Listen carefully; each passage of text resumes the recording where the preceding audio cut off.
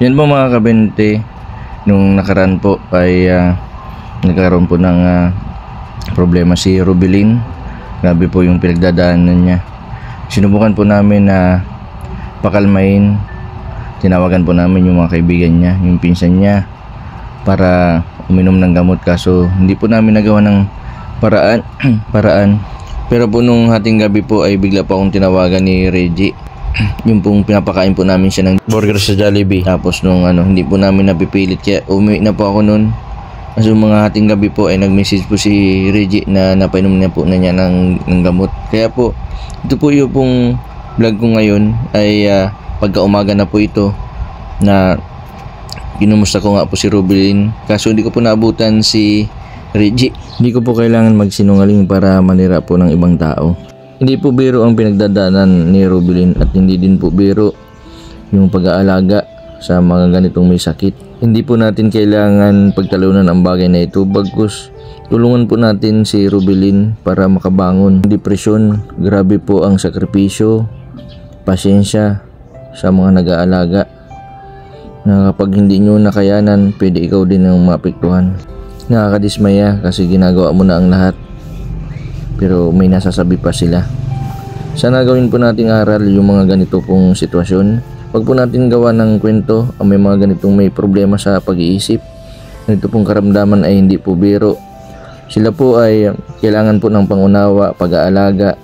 Kailangan din po natin isa puso yung pag-aalaga sa kanila, kasi kung hindi po natin magagawa yun, hindi po sila gagaling ng maayos. Naawa po ako dito kay Rubilin sa kabila po ng sinimulan po namin pag-aalaga dito, na nakarecover na. Hindi po lahat ng mga ginagawa niyan tinuturo namin sa kanila, ng mga gawaing bahay, sa lahat po ng mga activity na pinapagawa namin kay Rubilin ay hindi kailangan i-vlog. Sinasama namin sa pagkikipag-socialize sa mga tao para mawala ang hiya, pero sa isang iglap mawawala ng ganito. Nagpapasalamat po ako dun sa isang sponsor na tumawag po kay Reggie, at yun din po ang binanggit ko kay Rubilin. Kaya po sa ngayon po ay nagkagising si Rubilin. Yun po yung sponsor na yun ay kamukha po ng nanay ni Rubilin. Maraming salamat, kasi nawawala na din akong pag-asa ng pagpunta ko, kasi 3 araw na po na hindi nagigising. And salamat po kay Ma'am Lydia at kay Ma'am Belinda sa lagi po nilang suporta kay Rubilin. Maraming salamat po sa inyong dalawa sa mga tulong po. Kahit po hindi po sa akin dumadaan ng tulong ni Ma'am Lydia, direkta po kay Reggie. Sabi ko nga po sa kanya, direkta na po kay Reggie para maibigay agad kay Rubilin. And maraming salamat din sa mga nagtitiwala at sumusuporta sa aking YouTube channel. Sana po ngayong Pasko tigil na po natin itong issue, kasi unang-una po, pag naging normal naman po ito si Rubilin, mapapanood niya itong mga video, baka ma-stress naman po ulit. Sana magkaroon po tayo ng unawaan. Kung may mga problema tayo sa isa't isa, sana po ay kausapin ninyo ako, para hindi na po natin daan sa sa social media, kasi mga recipient po, yung mga beneficiary po ang naapektuhan. Si Rubilin po ay tinuring ko ng kapamilya, and masakit po sa akin na nagkakaganito si Rubilin. Binigay po namin lahat ng tulong, lahat ng pagpapayo sa kanya, dahil po sa mga stress po na napapanood niya. Ito po yung nangyari sa kanya. Hindi ko po kailangan i-prove sa lahat yung mga ginagawa ko. Ang ginagawa ko po ay bukal at galing sa puso. Sana naman po iwasan na po natin ito, kasi nakakaawa na po si Rubilin. Sana ipagdasal po ninyo ang tuluyan pong pagagaling ni Rubilin. At ito po yung video na na-vlog ko po kahapon bago po sinundo nung pinsan si Rubilin para dalhin po kay Lakira. The next day.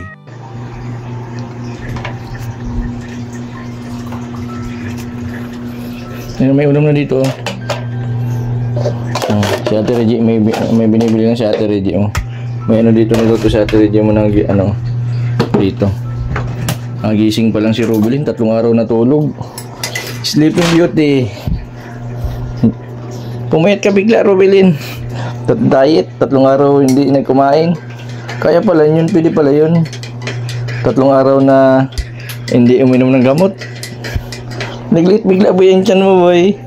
Oh.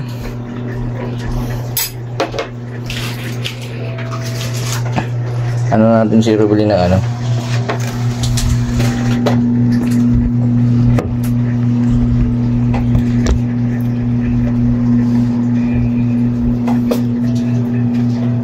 Ano kita Rubilin ng ano. Ito sige yan.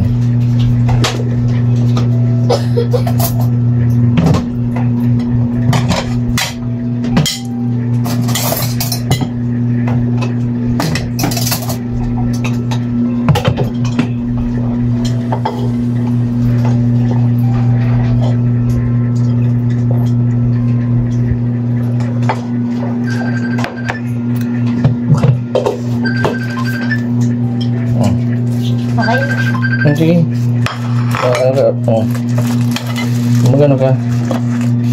Kumain ka nitong ano?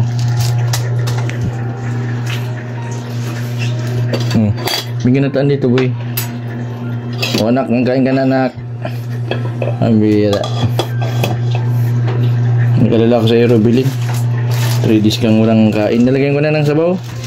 Ha? Masarap pati ang pagkakaluto dito ni Ate Reggie. Gulay.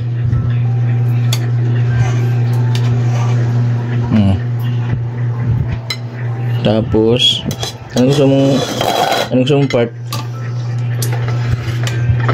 Anong gusto mong part? Ito na.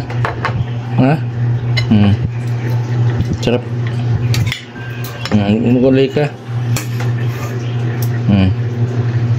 Sabahan pa natin. Yun. Pagkatapos nyan, mag-inom ka ng... Uy, ulagay mo dito sa ano, wag dyan sa ano, baba. Dito mo lagay, oh, patong. Yun.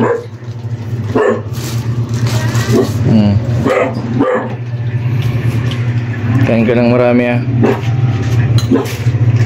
Tapos maya mag-inom ka nitong gamot mo. Ang inumin mo dito ng dalawang kutsara. Kasi marami ka na-miss na pag-inom. Ayos ka lang?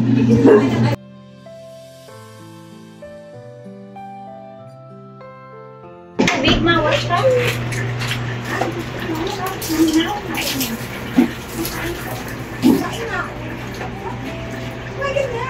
Kaya na kasi nasa subahan dito na out pa. Ito naman ang tubig doon.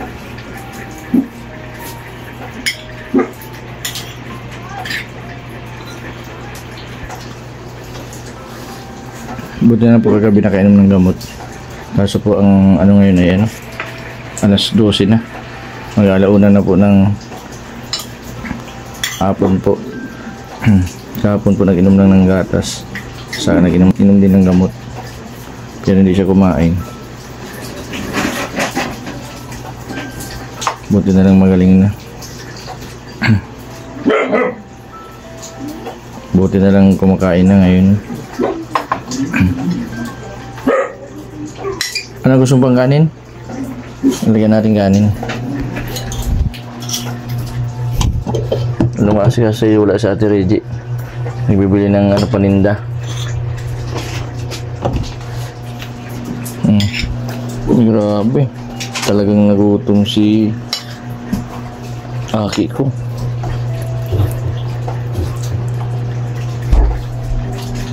Wop.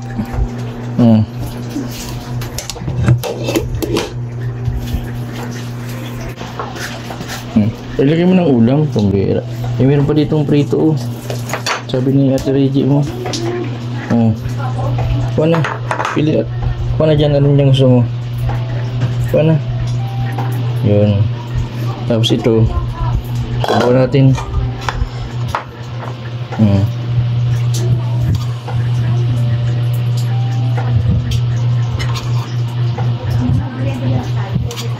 Para isip, ha. Para panood mo na ng mga sa YouTube, ha. Para isipin mga ano lang yun. Joke lang.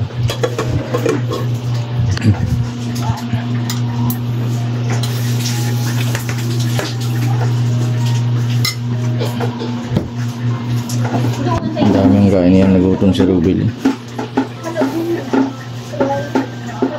Kulang ko lang 3 oras po na hindi kumain.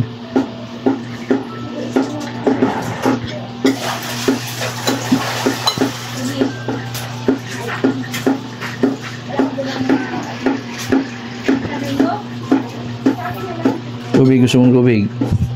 Ah, tubig.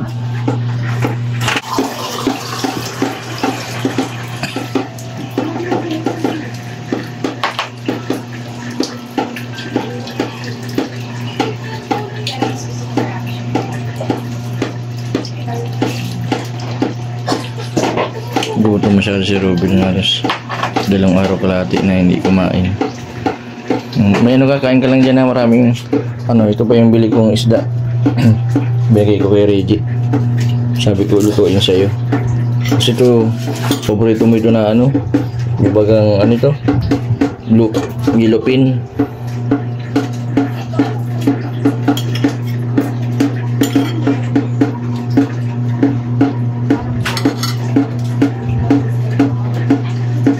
Maligo ka pagkatapos mamaya pahinga ka muna ilang minuto. Tapos maligo ka. Yung parang gamot. Tapos tulog ka ulit para makabawi-bawi ka.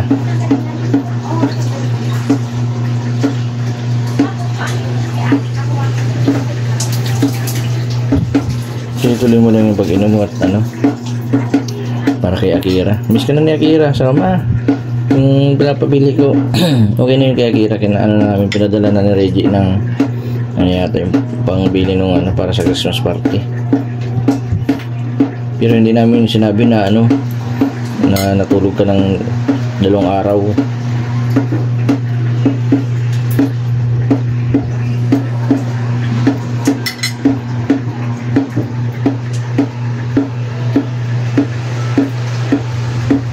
Nasaan na daw si Reggie?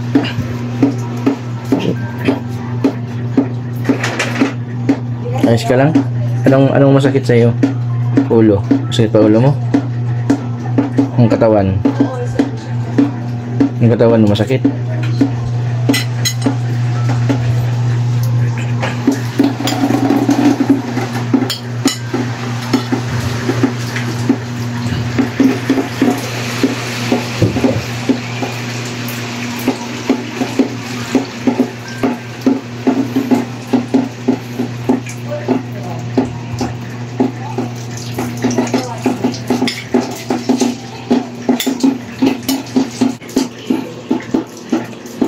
Alauna 13 na po ng hapon, December 16.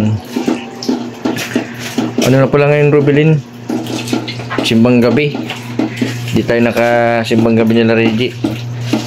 Dati nagsisimba ka. Tatapos mo yun? Nakukumpleto mo? Pahinga ka na pag okay na. Masimba tayo. Masimbang gabi. Sama natin si Akira. I-invite natin si Akira. Sunduin natin tapos mapunta tayo dun sa Freedom Park. Maraming ilaw-ilaw dun.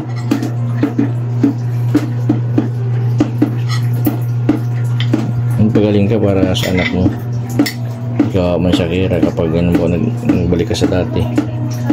Ayaw mo yung mga nababasa mo sa social media, nakapanood mo. Isipin mo na lang na lang yun. Joke lang. Prank lang yun, prank.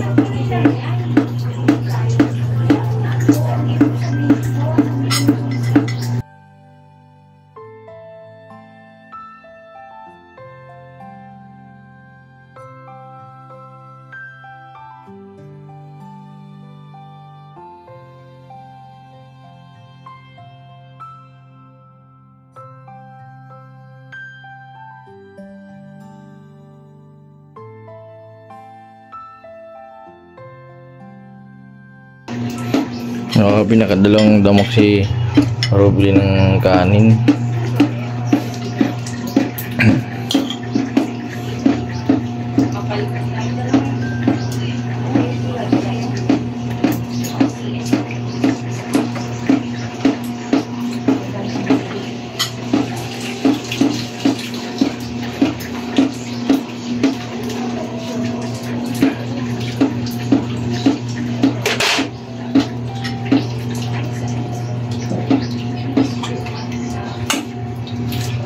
Yan, marami dyan talong. Sige. Marami pa yan.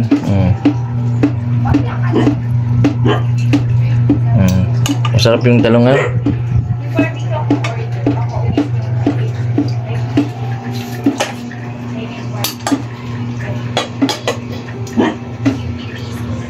Hindi pa nagsasalita si Rubilin. Hindi ako po lang siguro yan, napagod dito ka tulog, kahiga. And maraming salamat po kay Ma'am Lydia. Yan, dahil po dun sa sinabi ko po kay Rubilin na bibigyan ng bike. Biglang nagbuhat.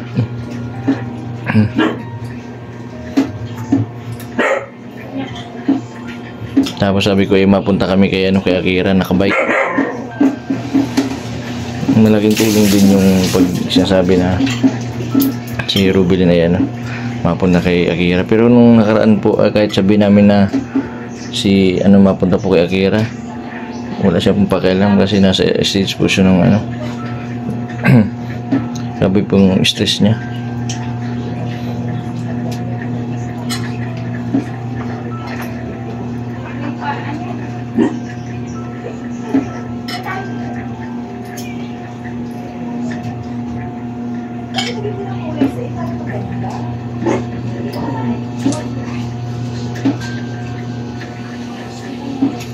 Salamat naman at nagkain na si Rubilin. Ano pa? Gusto mong pangkanin? Subuko ka na, no?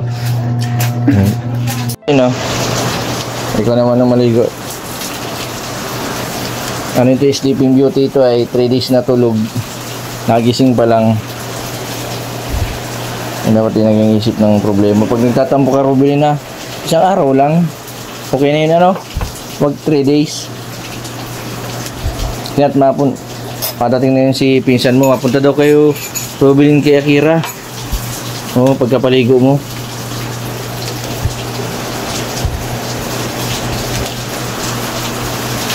Buti na lang at kumain si Rubilin. Naginom na ng gamot. Naginom ka ng gamot? Very good. Buti na lang po kagabi napainom po nila Reggie kagabi ng gamot. Kaya medyo ayos-ayos na. Hinihintay lang po nung ni Rubilin yung pinsan at ihatid po sa Laredel. Busy ako ngayon ay hindi ko makasama si Rubilin. Mapunta akong Naga. One eternity later. Si Rubilin, naka-press ko na. Sige na, padating na yung pinsan mo, mapunta daw kay Akira. Okay, nakabihis na.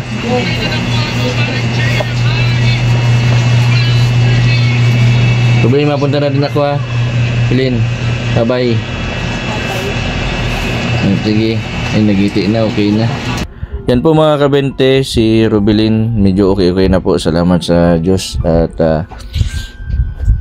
naging okay na si Rubilin. Yan, sana po sa mga susunod mas makabawi siya sa kanyang stress na pinagdaanan. Maraming salamat po sa lahat po ng mga viewers at supporters na lagi po nandyan. Maraming salamat po dahil po sa mga comment ninyo, sa mga compliments.